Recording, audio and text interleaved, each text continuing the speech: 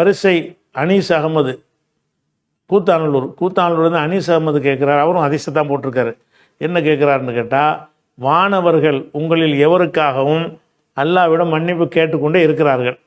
அவர் முசல்லாவில் தொழுகை செய்யும் இடத்தில் இருக்கும் வரையும் அவர் காற்று பிரிந்து விடாத நிலையிலும் மலக்குகள் யா அல்லாஹ் இவரை மன்னித்து விடு, கருணை காட்டு என்று கேட்பார்கள். இந்த ஹதீஸின் உண்மைத்தன்மை என்னன்னு கேட்குறாரு. ஒரு ஹதீஸ், இது புகாரியில் 445வது ஹதீஸ்ன்னு போட்டிருக்கிறாரு. 445வது ஹதீஸில் இருக்கிறது. அதே மாதிரி இந்த ஹதீஸ் 445 மாத்திரம் இல்லாமல் புகாரில் 2119 இருக்கிறது, 659 இருக்கிறது, 3 இடத்துலையும் இருக்கிறது. இதில் என்ன வருதுன்னு கேட்டால், அல் மலாயிகத்து சொல்லி அல அகதிக்கும், மலக்குமார்கள் உங்களுக்காக துவா செய்து கொண்டிருப்பார்கள். மாதாம ஃபி சல்லாஹுல்லதி சல்லாபி, எந்த இடத்தில் தொழுதாரோ அந்த இடத்திலே இருக்கும் வரை, தொழுது முடிச்சுட்டு அதே இடத்துல ஒருத்தன் உட்காந்துதான் வைங்க, அவனுக்காக மலக்குகள் துவா செய்வாங்களாம். எது வரைக்கும் செய்வாங்கன்னா, மாலம் யுஹதீஸ், அவனுக்கு அந்த உழு முறியாத வரைக்கும், காற்று பிரியாத வரைக்கும் துவா செஞ்சிட்டு இருப்பாங்க. எப்படி துவா செய்வாங்கன்னு கேட்டால், அல்லாஹு மகஃபிர் லஹு அல்லாஹு மர்ஹம்ஹு, இறைவா இவருக்கு அருள் புரிவாயாக, இறைவா இவரை மன்னிப்பாயா என்று மலக்குமார்கள் துவா செய்வார்கள் அப்படின்னு வருது. இதுக்கு என்ன விளக்கம்னு கேட்குறாரு. இதுக்கு விளக்கம் இதான் விளக்கமே. என்ன விளக்கம்?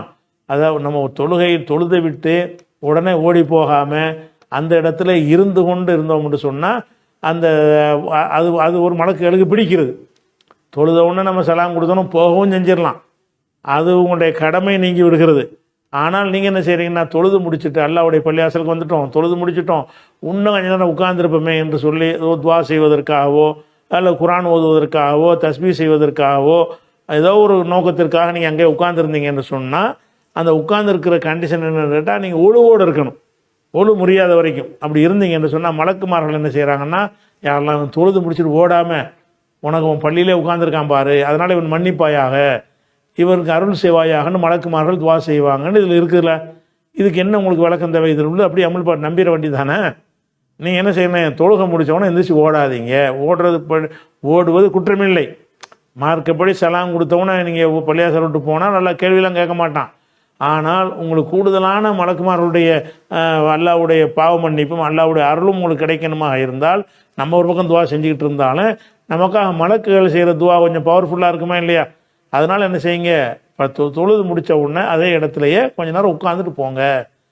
இப்போ கடமையான தொழுகையை தொழுதிங்க என்று சொன்னால், தொழுது முடித்த உடனே என்ன செய்யணும், ஒரு 5 நிமிஷம் 10 நிமிஷமாக அது உட்காந்துட்டு போனோம்னா, அப்போ என்ன செய்கிறோன்னா, என்னுடைய ஆலயத்துக்கு வந்து எப்படா முடியும் எப்படா போகிறோன்னு அப்படி இல்லாமல் உட்காந்துருக்கான்ல பள்ளிவாசலில், அப்படிங்கிறதுனால அவருக்காக துவா செய்வாங்கன்னு வருதில்ல. இது ஆன்மீக சம்மந்தப்பட்ட ஒரு அப்படி நம்பிட்டு போக வேண்டியது தானே.